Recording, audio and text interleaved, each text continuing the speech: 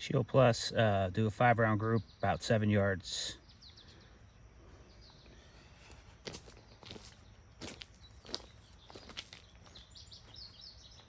We're gonna aim for the top of the head.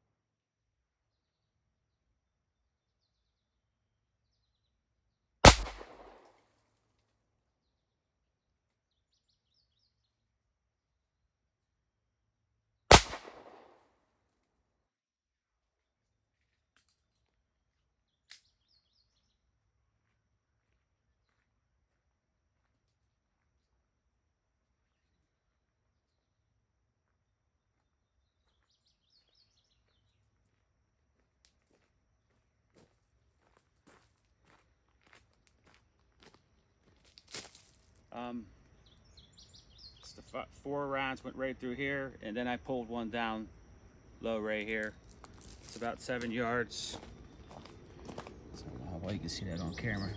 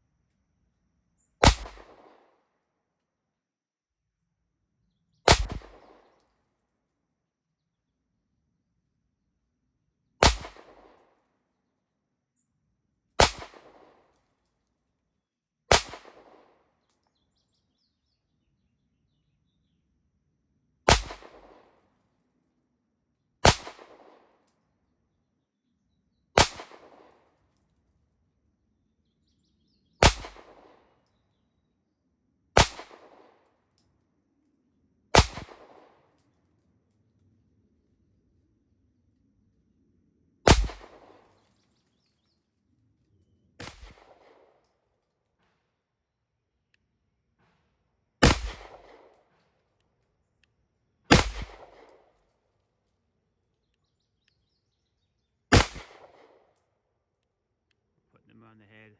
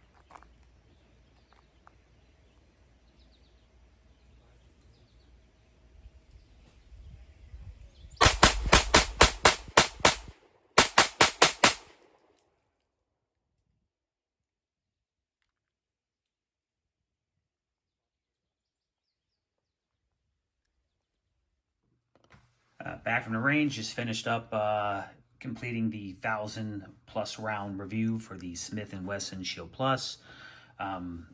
It's probably closer to 1,100 rounds, but no malfunctions, no failures of any type. So I'm glad to report that. The Shield is extremely reliable. No failures. Over the 1,000+ rounds, it was a mix of 115 to 124 grain.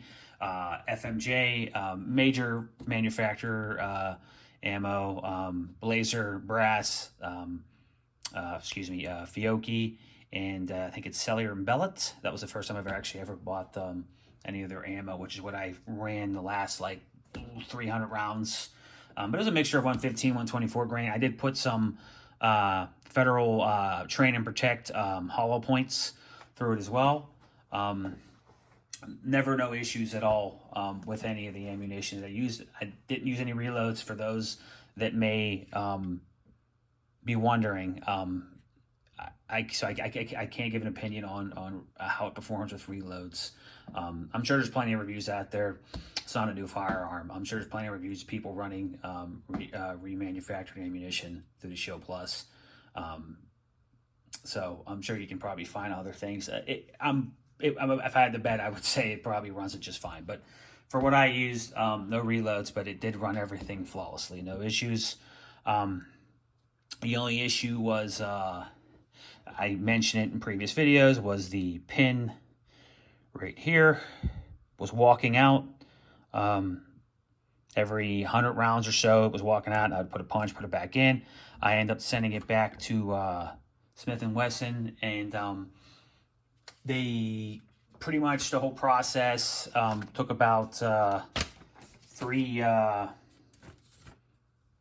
weeks, give or take a day or two. Judging from the paper, it looks like they just replaced the trigger. So they just changed the whole trigger out. And like I said, I've put probably almost 400 rounds, and it hasn't walked at all. It's perfectly flush, so I'm sure it's okay. So I'm glad to report that they repaired it, and in a timely fashion. I can tell you, when you do write them, whether it's email or calling them or even Facebook Messenger, believe it or not, they're extremely helpful, and they reply to you extremely fast. I was surprised of the amount of help I received through Facebook Messenger, especially. So very helpful, and everything prepaid label, lifetime warranty, all good to go. Like I said, 3 weeks, give or take a day or two, and she was back with me, and I was able to wrap up this 1,000 round review whenever I had the time, of course. But yeah, excellent. Very easy to manage recoil, especially for a smaller firearm. She's definitely accurate at close range, more than I am, of course. I would say one thing to improve, why I'm going over the final review here, is I would definitely like to see more aggressive front serrations. These are extremely shallow, and I mean, they work. I mean, they serve a purpose. I mean, you can do your you can do your press checks and all that with it, and you can definitely still rack it. We are empty. I should have mentioned that in the beginning. But yeah, I mean, they work. But if your hands get very, very sweaty when you're outside, you may want to just stick to the back, or even use your optic, because they are a little shallow. That's one thing I would like to see improved on the Shield line, is these front serrations. As far as the the texture goes, very aggressive. Probably my favorite for a firearm in this category, and I've tried several different ones. Even if your hands get sweaty, and mine do get sweaty, especially in hot, humid summer days, very aggressive texture. Your hand is not going to slip off this, period. Probably some of the best texture out of the box for me. When I first started carrying it, I did use a undershirt, because it felt a little abrasive. But then I don't know what it was, but maybe just after a while, I just kind of got used to it, and I don't really notice it anymore. And it's a very concealable, lightweight firearm. You basically can forget you can forget you're even carrying it. So, it's very easy to carry, and it's reliable and accurate. So definitely highly recommended for a carry firearm. Another thing, I guess a negative for some people would be there is no pick rail. So I don't put lights on carry firearms, but I know many people do. So that's something to bear in mind. So there is no pick rail here, so you would be forced to just use whatever lights would mount on the trigger guard. So just keep that in mind if you're looking in and you really want to put a better light on a Picatinny rail, because this firearm does not have one. So those are probably some of the negatives. I can't think of too many more. I ran an optic off of it the entire time, the Shield Defender, which has been reliable. So there's that. So I didn't really use the sights that come with, which seem fine. This here has loosened up the safety switch here, which I like running. It's real easy to activate, deactivate. This here has loosened up too, the slide lock. This used to be super tight when I first got it. It's a lot easier to work it now. These are just things that just kind of need to work out a little bit. I will say the same thing for the mags. No matter if it's 13 or 15, or even the 10s as well, they're tight. I was not able to get the last round usually in the magazines for a while. I usually had to use my Eula loader, which you know, that always worked. I was always able to get them in even with the Eula loader. And after a while, they just, you know, they wear down, they break in, and then I can actually load these all full with my hand. A lot of times I'll still use the Eula loader anyway, just because it's easier. But yeah, these will break in. You know, load them up, let them sit. You know, as you go to your range and use them, you know, they will break in, and you'll be able to load them by hand if that's usually how you normally load your magazines. But yeah, in the beginning, it might be a little tough, maybe even almost impossible for some people to get that last round in here, because Smith mags are pretty tight in the beginning, but it will break in, that I guarantee you. So there's that. Just probably the last thing, the trigger, I can do some pulls on the gauge here, but this trigger, they replaced it, so it has less than 400 rounds on the trigger. I can show you real quick just to give you an idea what you're looking at, but you're basically looking around a 4-pound trigger, which is about the normal. Get this cage here on here. So let me turn her over here. There we go. Just run a couple pulls here. I'll try to do it slowly. That was 3 pounds, 6 ounces. That was probably me still pulling too quick. Let's try again here.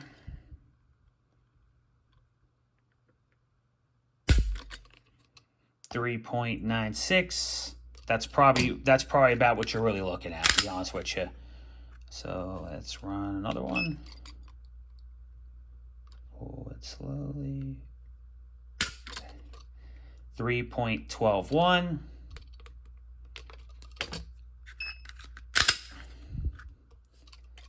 And 3.123. So we'll go with that. So you're looking at a trigger that's just below a 4 pounds. So which is pretty good for a carry firearm. So that's usually about kind of your normal for a carry, everyday carry. So yeah, just a little under 4 pounds, and it feels like a 4-pound trigger. I do like the let me see if I pull this back here. I do like I think I went over this previous video, but I do like the solid wall. You know, it's not long, it doesn't have a long take up, and you hit a solid wall, and then you get a pretty clean break. Pretty clean. And then you'll have your initial kick out, which is right there. But then you got to let up off of it just a tiny bit after that. which is your actual reset. So I'll show you one more time here. It'll kick out right there, but then that right there is actually a reset. It's just beyond that initial kick out. So that is something I would like to see Smith & Wesson improve, because I think they have a very, very good trigger right here with the Shield Plus. Even as is, I think it's very good. 4-pound trigger, solid wall, nice clean break, and the reset. Although when you're at the range, you don't notice that. Like when you're at the range and you're double tapping or whatever you're doing, you don't pick up on that. If you're slow shooting, maybe. But when I'm at the range, I never notice that kick out with the reset. It's usually one motion for me. But if you're here and you're breaking it down piece by piece, you know, at home or whatever, you will pick up on that. But you'll get used to it. But I'd like to see them, if they could just tweak this trigger just a little bit to where that kick out is the reset. I mean, you got an excellent sugar fire trigger on this. If they can manage just to tweak that little bit out to where that kick out is the reset, you got definitely an excellent trigger on your hand. But as is though, still very good.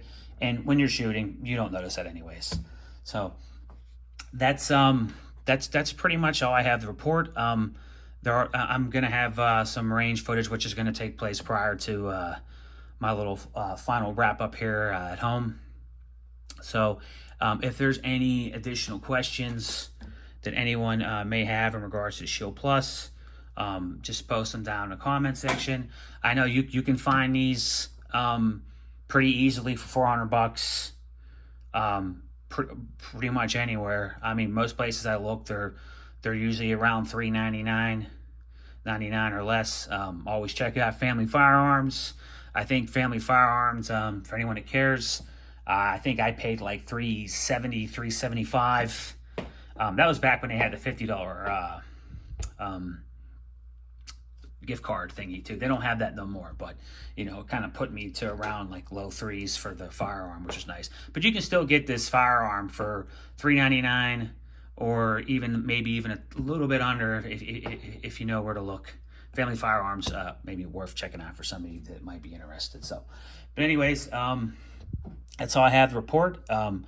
Excellent, great texture, very good trigger, super reliable. You can trust it with your life. Carrying it every day. This is actually the firearm I carry the most, more than any of my other ones, at least currently at the moment. Super reliable, fun to shoot. So yeah, any questions, like I said previously, just let me know. And I appreciate you taking the time out and watching a review, and hopefully it was helpful to some of you. And any other questions, just put them down in the comment section, and I'll be sure to get to them as soon as I can. Thanks, and have a good day, and